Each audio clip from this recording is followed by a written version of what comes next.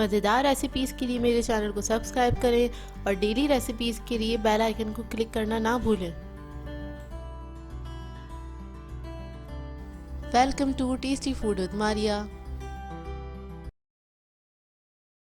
अस्सलाम वालेकुम व्यूवर्स, आज मैं आप लोगों के लिए गोलगप्पे की रेसिपी लेकर आई हूँ जिसे पानी पूरी भी कहते हैं कुछ लोग।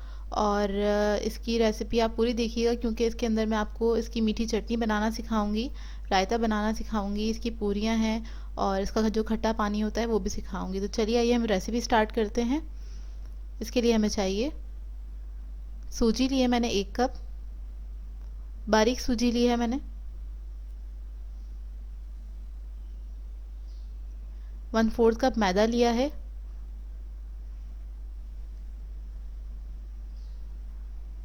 ऑयल लिया है 2 टेबल स्पून। 1/8 टीस्पून लिया है बेकिंग सोडा और नमक लिया है ½ टीस्पून। इसके लिए हमें पानी चाहिए होगा, नॉर्मल टैप वाटर लिया है ½ कप।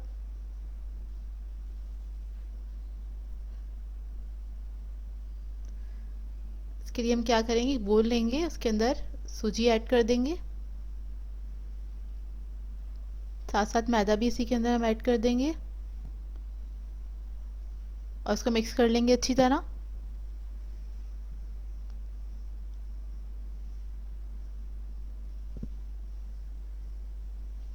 फिर इसके अंदर हम नमक, सोडा और ऑयल इसके अंदर शामिल कर देंगे और इसको अच्छे से मिक्स कर लेंगे। इसके अंदर अच्छे से हाथ से मसल मसल के इसको मिक्स कीजिएगा,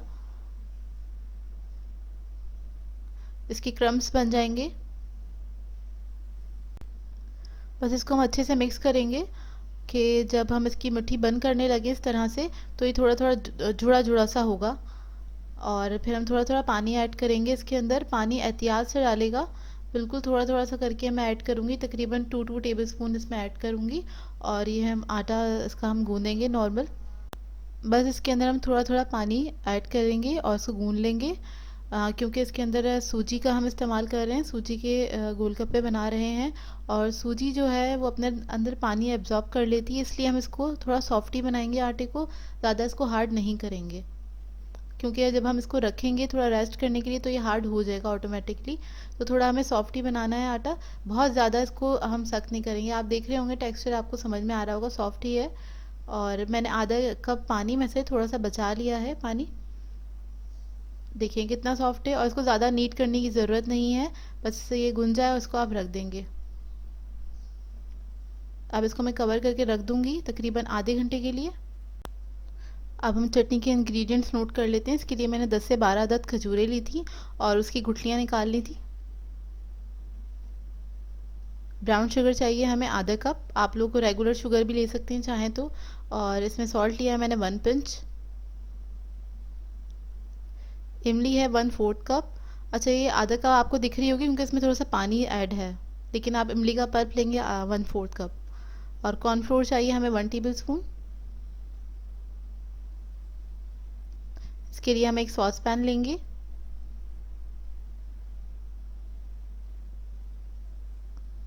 और ये खजूर जो थी मैंने इसको पीस लिया था ब्लेंडर में डाल के और इसका मैंने पेस्ट ऐड किया है।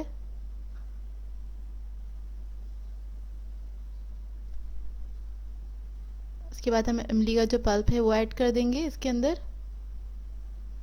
ब्राउन शुगर और नमक भी इसी के अंदर हम ऐड कर देंगे, इसको मिक्स करेंगे और एक बॉयल आने तक इसको हम पकाएंगे अच्छी तरह। अच्छा, ये पकाने में ज़्यादा टाइम नहीं लगता, बहुत जल्दी पक जाती है, मुश्किल से 5 मिनट में तैयार हो जाती है चटनी। ये देखिए बॉयल आ गया है, तकरीबन 2 मिनट में इसमें बॉयल आ गया था अच्छा सा। बॉयल आ जाएगा तो हम इसकी जो फ्लेम है थोड़ी सी स्लो कर देंगे, लो मीडियम फ्लेम पे हम तकरीबन 2 मिनट तक इसको पकाएंगे। 2 मिनट तक पकाने के बाद इसके अंदर कॉर्नफ्लोर हम ऐड करेंगे थोड़ा थोड़ा सा करके, सारा एकदम से नहीं डाल दीजिएगा। थोड़े से पानी में मैंने इसको घोल लिया था कॉर्नफ्लोर को, उसको बस हम मिक्स करेंगे अच्छे से।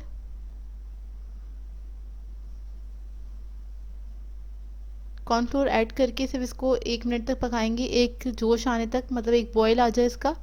और जब तक पकाएंगे, थोड़ा सा कॉर्नफ्लोर बचा है मेरे पास, मैं ज़्यादा थिक नहीं कर रही क्योंकि ठंडी होने के बाद भी ये थिक होगी। आपको अभी दिखा देती हूँ मैं इसको कितना थिक चाहिए। बस एक बॉयल आ जाए इसको हम फ्लेम ऑफ कर देंगे, चटनी हमारी रेडी हो जाएगी। ये देखिए ये देखिए कितनी थिक है, पतली है, लेकिन ये ठंडी होगी तो सेट हो जाएगी। अब हम इसका हरा रायता तैयार कर लेते हैं। और इसके लिए मैंने पुदीना लिया था आधा कप, और 3 से 4 अदद हरी मिर्चें ली थी, सॉल्ट लिया था हाफ़ टी स्पून, आधा कप पानी ऐड करके इसको मैंने पीस लिया है। ये एक तरह से चटनी बन गई है और ये मैंने बना लिया। इसके अलावा हमें दही चाहिए आधा कप। अच्छा, इसके अंदर ये मैं ऐड करूँगी थोड़ा सा, तकरीबन 2 टेबल स्पून के बराबर ऐड करूँगी। मेरा स्पून छोटा था इसलिए मैंने ज़्यादा इसमें स्पून ऐड किए हैं। आप अपने हिसाब से भी ऐड कर सकते हैं, मतलब अगर आपको ज़्यादा मिर्चें पसंद है, ज़्यादा स्ट्रॉन्ग पसंद है तो आप ज़्यादा ऐड कर दें। बस इसके अंदर ऐड करेंगे दही के अंदर और इसको हम मिक्स कर लेंगे अच्छे से। ये गोलगप्पों के साथ बहुत अच्छा लगता है रायता। तो ये रेडी हो गया, इसको हम साइड पर रख देंगे। आप पूरियों को तकरीबन आधा घंटा हो गया था इसके डो को रेस्ट हुए हुए।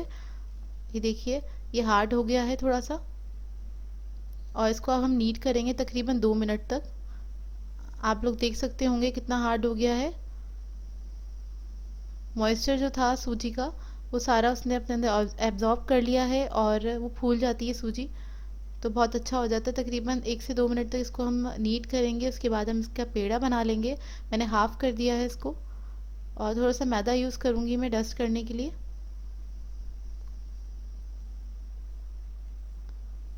और इसको बेलना स्टार्ट करेंगे हम।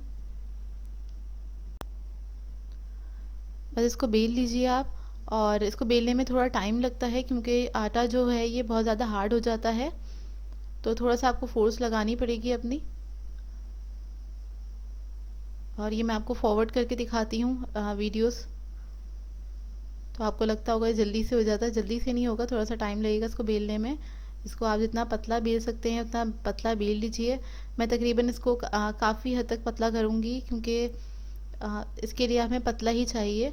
ज़्यादा मोटा नहीं रखेंगे हम, थिक नहीं रखेंगे, बहुत पतला कोशिश करें। जितना बेल सकते हैं, जितना इसको आप बड़ा कर सकते हैं कर लीजिए, लेकिन बहुत ज़्यादा इसको आपने बेलना नहीं है कि बिल्कुल पेपर थिन कर दें और वो ड्राई हो जाए। देखिए आप, इसको मैंने बेल लिया है और इसको मैं इस कटर से कट करूँगी। कोई भी राउंड शेप का कटर आप ले लीजिए।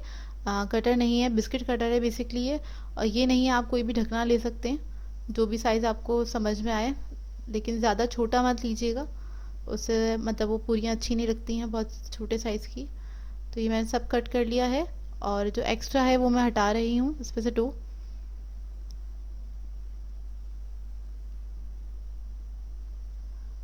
एक्स्ट्रा डो हटाने के बाद ये सारी पूरियों को मैं साइड पे कर दूंगी। इसको सबको एक तरफ रख दूंगी मैं हाथ से उठा के।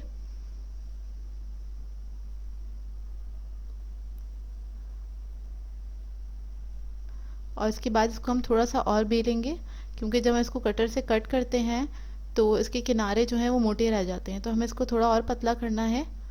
और देखिए मैंने इस तरह से इसको पतला कर लिया। आप साइज़ देख लीजिए, थोड़ा सा और बड़ा हो जाता है बेलने से। अब इस तरह से बेल के मैं साइड पे रखती रहूँगी। और बस आप ये ध्यान रखिएगा, ये हवा में नहीं करें ये काम आप, क्योंकि अगर आप इसको हवा में रख देंगे तो बहुत ज़्यादा ड्राई हो जाएगी ये पूरियाँ, तो फिर ये फूलेंगी नहीं। तो इस बात का ख्याल रखें। हो सके तो इस पर आप कोई कपड़ा से कवर भी कर सकते हैं। अच्छा, ऑयल मैंने गर्म करने के लिए रख दिया था जब मैंने पूरियाँ बेलनी स्टार्ट करी थी, उसी वक्त रख दिया था। और उसके बाद मैं इसको फ्राई करना स्टार्ट कर रही हूँ, एक एक करके इसमें ऐड करती जाऊँगी। जितनी आप संभाल सकें उतना ही ऐड करिएगा। और ऑयल के अंदर बस आपने इस पूरी को डालना है और चमचे से हल्का सा प्रेस करना है, बहुत हल्के हाथ से, तो ये फूलती चली जाएंगी। ये देखिए। अच्छा व्यूवर्स, ज़रूरी नहीं है कि आपकी जितनी आपने पूरियाँ बनाई हैं वो सारी ही फूलें। बाज़ू का ऐसा भी होता है कुछ फ्लैट रह जाती हैं, कि जैसे अगर आप 4-5 पूरियाँ अगर एक साथ डालेंगे तो उसमें कोई एक ऐसी होगी जो कि नहीं फूलेगी, तो इसमें कोई घबराने वाली बात नहीं है, हमसे भी नहीं होता है। ये देखिए मेरी 3 पूरियाँ फूल गई हैं और एक नहीं फूली है, तो ये मैंने कहा आपको बता दूँ मैं। तो ज़रूरी नहीं है इसकी आप पापड़ी बना सकते हैं, इसको वैसे भी खा सकते हैं आप। बस ये जैसे इस पे एक तरफ कलर आ जाए इसको आप पलट दें। ज़्यादा टाइम नहीं लगता है इसे फ्राई करने में। और इसको लो मीडियम फ्लेम पे ही फ्राई करिएगा, हाई फ्लेम पे नहीं करेगा, वो एकदम से बहुत ज़्यादा डार्क ब्राउन हो जाएंगी और उन पे जल्दी कलर आ जाएगा, तो अंदर उसके मॉइस्चर रह जाएगा, तो बाद में वो मतलब आप जब निकाल लेंगे उसको फ्राई करने के बाद, तो वो बाद में मतलब फ्लैट हो सकती हैं, उसमें से एयर निकल जाएगी। तो इसके अंदर एयर जो है मेंटेन रहे, इसलिए हम इसको लो मीडियम फ्लेम पे ही फ्राई करेंगे। ये देखिए फ्राई हो गई हैं, उसको मैं निकाल रही हूँ। अच्छी फूल गई हैं ये, करीब से देख लें आप इसका लुक। इसको मैं प्लेट में निकाल लूँगी। अब इसी तरह से मैं बाकी पूरियाँ भी फ्राई कर लूँगी। देखिए दूसरा बैच मैं आपको दिखा रही हूँ। और ऑयल अगर आपका ज़्यादा तेज़ गर्म हो जाए तो आप थोड़ा इसको स्लो कर लीजिए और उसके बाद ही पूरियाँ ऐड करें। बस ज़्यादा तेज़ गर्म में नहीं ऐड करेगा। इसके 2-3 पॉइंट्स होते हैं फ्राई करने के, इस बात का आप ख्याल रखेंगे। दूसरा, पूरियाँ जो हैं आपकी वो ड्राई ना हो, इस बात का भी आप ख्याल रखें।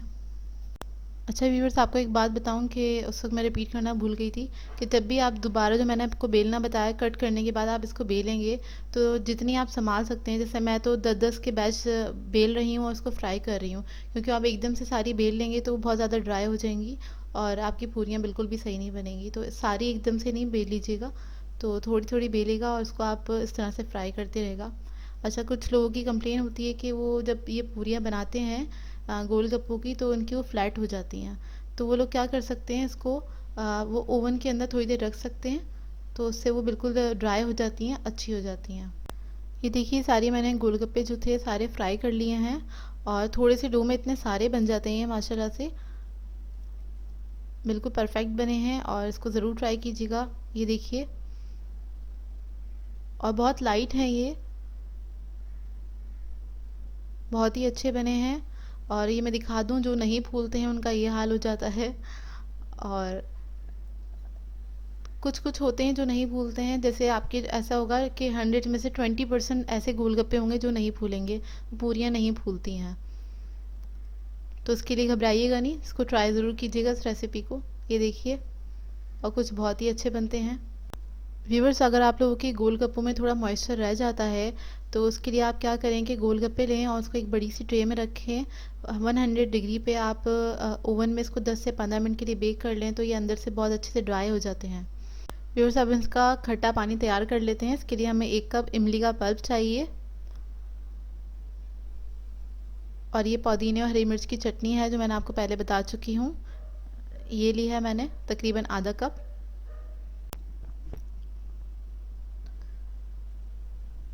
नमक चाहिए हमें 1 टीस्पून और ये सिट्रिक एसिड है 1/4 टीस्पून। अगर ये ना हो आपके पास तो आप लेमन भी यूज़ कर सकते हैं। Chaat masala 1.5 teaspoon, red chili powder 1.5 teaspoon, ginger powder 1.5 teaspoon, इसे सौंठ भी कहते हैं।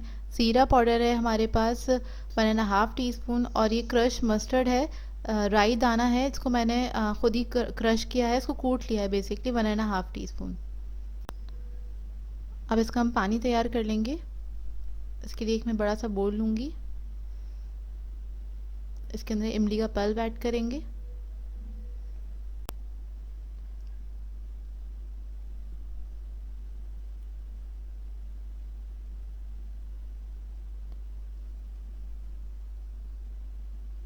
इसके बाद हम इसके अंदर पानी ऐड करेंगे, तकरीबन मैंने 1 लीटर पानी लिया है।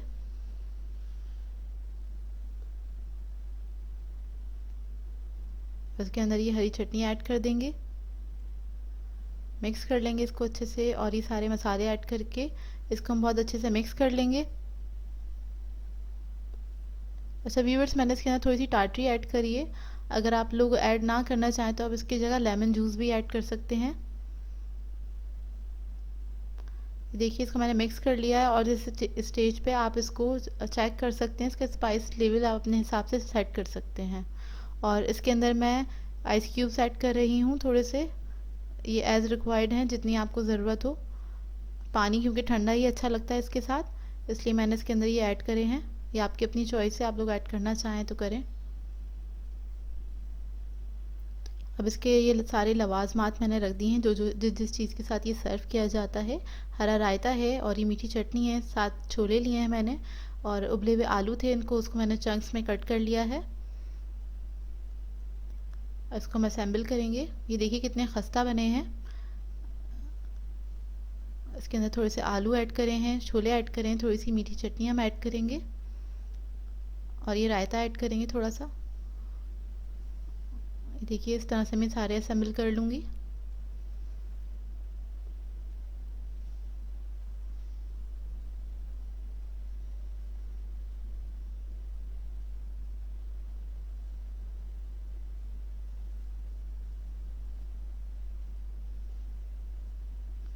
हम पानी निकाल लेंगे। पानी जब भी आप सर्व करें उसको अच्छे से पानी को मतलब चमचे से चला के हिला के, ताकि ऊपर तक मसाला आए उसके, और फिर उसको सर्व करें आप। इस तरह से मैंने प्लेट बना रही है और इसको मैं टेस्ट करूँगी अब, क्योंकि ये बहुत अच्छा बने हैं।